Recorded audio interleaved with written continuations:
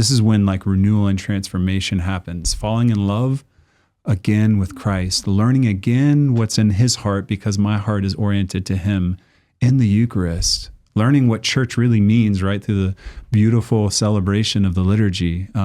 Eucharistic adoration, something in the West, it's a big part of our tradition for our faith in the Eucharist. And this putting Jesus at the center, I think, is it's like a bold statement of faith on the part of the church, which is like, yeah, the ship's sinking. What are we going to do? We're going to pray. We're not going to like fall into the sort of like voices and responses of worldly wisdom and logic. We're going to bow down on our knees before the living God and cry out to him, do what we can't do. Save us. Bring revival. Revival is a participation in the resurrection. The revivification of the flesh of Jesus like leads to this revivification of my humanity, but to the bride herself, the church. And so it's like, this is what it's about. It's about Jesus, it's a person. Do you remember that advertisement for Apple phones or iTouches? Bro, what are you talking about, man? There's an app for that. Do you remember they said that? And I think we often live like that. Our lives get increasingly complicated, and we think that there's a way out of it that's going to require not a poverty in any other area of my life, but just an addition. I'll keep adding things, and things will keep they'll get better. And if they're chaotic, there's an app for that. And but like sometimes it's like poverty, silence. It's like no, delete the app. There's too many things. Go back. Yeah, amen. Because the reason why silence is so powerful is because silence is the expression in my embodied like existence of bending the knee of my very being before the Creator. And so I'm here in this posture of absolute dependence, absolute poverty, absolute trust that we don't wait in vain when we wait upon the Lord, right? And that silence is an expression, right, of this all before who he is and an awareness of who we are, both in like my littleness, but also that I've been called into this relationship. It's just like, wow. Yeah, explore that with me a bit more. I'd like to understand that. Silence.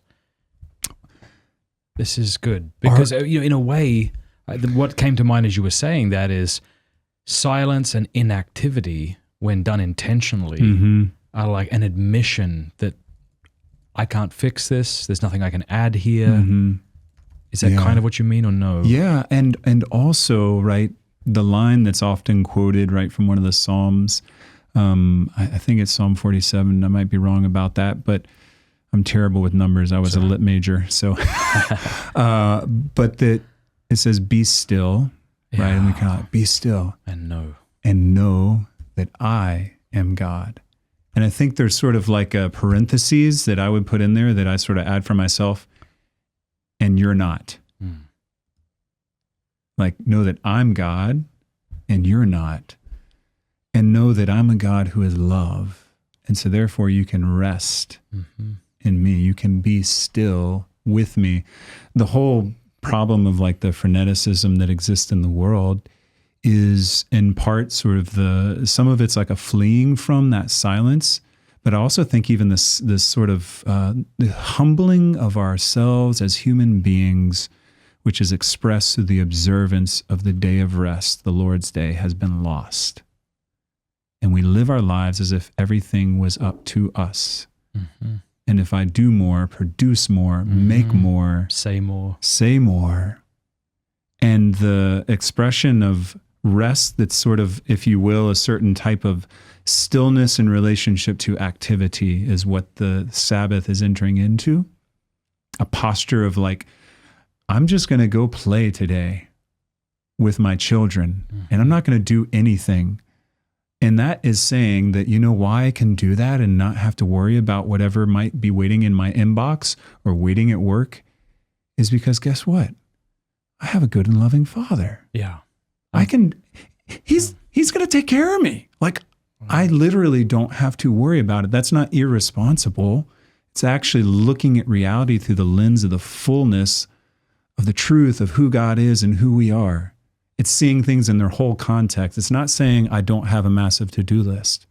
It's saying I have a God who's bigger than my to-do list and who loves me and who said, set that down and come be with me. And that's expressed through the rest of the Sabbath. Mm-hmm. But then there's the other aspect is like, set this down. Stop speaking. I remember part of my own conversion and call to the priesthood and the friar life was connected with silence. Hey, thank you so much for watching. Before you go, do us a favor, leave a comment, let us know what you thought of the video, like, and subscribe.